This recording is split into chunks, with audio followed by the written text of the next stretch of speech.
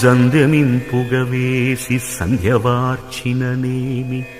బ్రహ్మమందక కాడు బ్రాహ్మణుడు తిరుమణి శ్రీచూర్ణ గురురేఖలిడినను విష్ణునోదక కాడు వైష్ణవుండు